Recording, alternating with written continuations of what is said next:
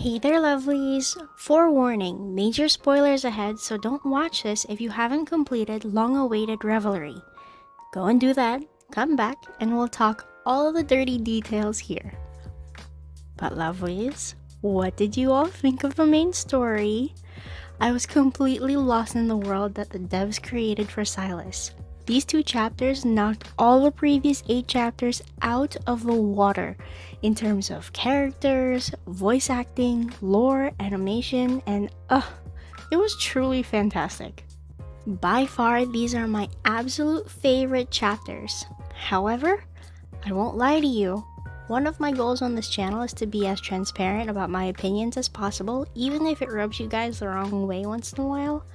But lovelies, I was upset that it was only 2 chapters. I mean, come on folks, it's been 6 months since launch, and they only had enough material to release 2 chapters for their major 2.0 update? Does that mean we're gonna get 3 chapters for their 3.0 update?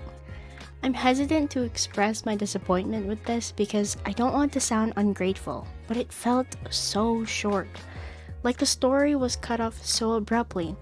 We could have at least gotten 1 more chapter to see how the MC acclimatized to being back in Lincoln City, and maybe sum up all the info we learned in the N109 zone. What would have been really awesome is if we had gotten 3 more chapters, each one with one of the love interests for those who have missed them in the main story.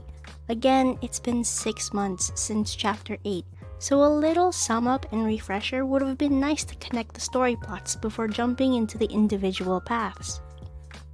And before someone says it in the comments down below, yes, I'm aware that they're releasing the main story branches from September to December. But now I'm literally expecting 1 or 2 chapters for each love interest, considering that's how they handled their 2.0 update. But fingers crossed that at least we'll be getting more frequent updates to the main story, albeit tiny updates.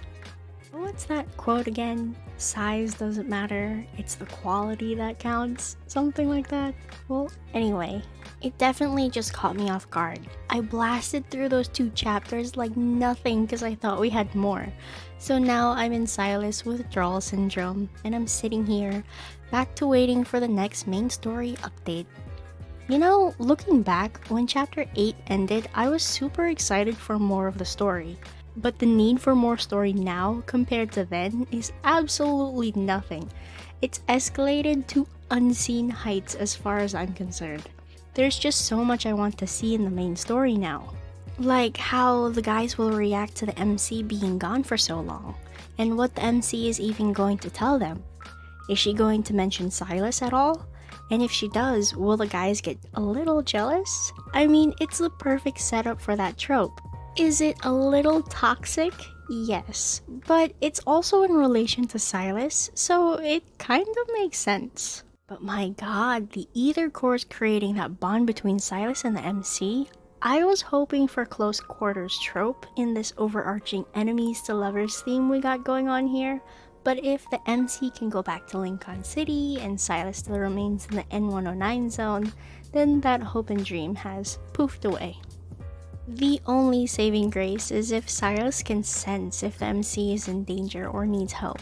That would also be super cute too. There's just so much to be explored and so little info given.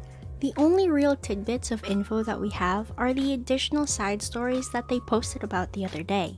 The mini stories in the world underneath. See, I was mistaken that these were going to be additional stories from the summary post that the devs put out.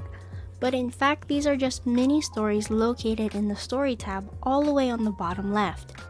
I saw a few people online confused as to what these were, and these are just side stories about our original love interests from the perspective of people around them. Some of them are cute, and some of them are pretty angsty, but check them out for a small diamond reward upon completing each mini story.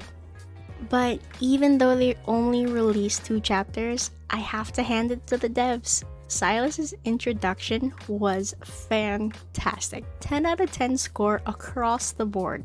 The leaks did absolutely nothing to ruin the experience or the intensity that Silas brought to the table. There were so many tiny details that they added to his personality that perfectly portrayed him as the ruler of Onokainis. His ruthlessness in executing his enemies and his cocky demeanor that just pulls you in was very well done. If it was poorly done, it would have been cringe city from the beginning to the end. And oh my god, the banter was spot on. Deadly yet tempting. Seriously, a wonderful addition to the list of love interests. Thinking about it, maybe developing a character like Silas was really challenging, so they could only write 2 chapters for him. Now, that I can understand. And in my opinion, the leaks really just ramped up the hype for this spectacular introduction by the devs. So when LADS introduces another love interest in the future, the bar is already set stupendously high. And looking at how they organize the names, looks like we'll be getting at least 2 more love interests in the future. Alright, well, that's all I wanted to say, and I just wanted to quickly fangirl with all you lovelies. I'm going to spend a lot more time exploring the Abyssal Chaos and the new banners and also the new photo booth for another video in the future. Thank you all so much for watching. I'm Lynn, the Gacha Goblin, and I will see you lovelies in the next video. Bye now!